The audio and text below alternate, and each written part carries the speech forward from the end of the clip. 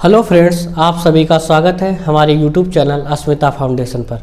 कल हमने पढ़ा था सेंटेंस स्ट्रक्चर के बारे में।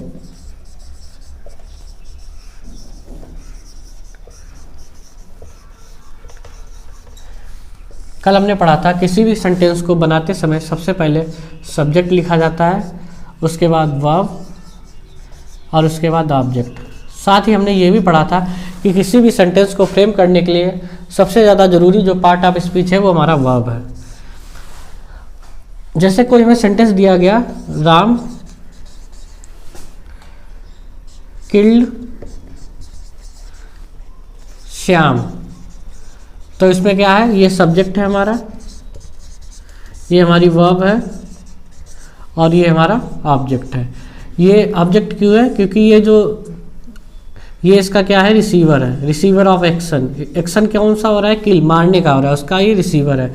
और ये क्या है, ये इसका डूअर है। अभी तक जो हमने इंग्लिश पढ़ी उसमें यही बताया जाता है कि सबसे पहले सब्जेक्ट आता है, फिर वर्ब, फिर ऑब्जेक्ट। लेकिन कई बार ऐसा नहीं होता है। जो हमारा लास्ट का पार्ट ऑफ स्पीच है वो डिपेंड करता है वर्ब पर। आइए देखते हैं कैसे।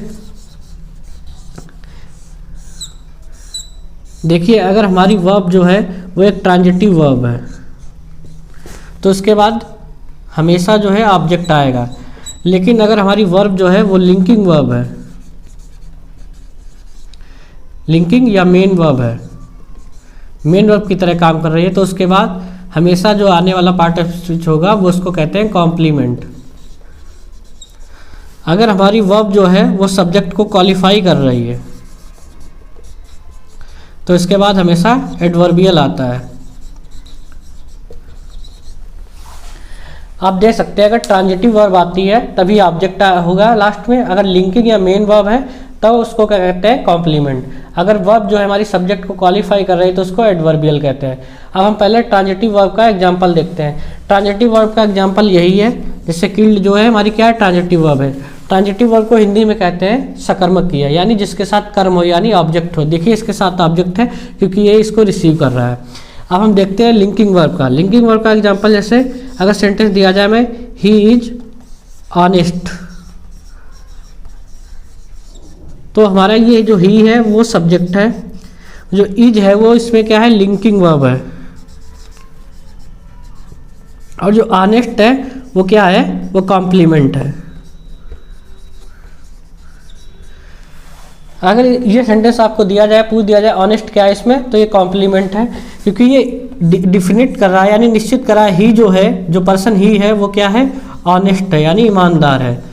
तो इस तरह के सेंटेंस, इसका ही दूसरा एक सेंटेंस देखते हैं हम, जैसे सी इज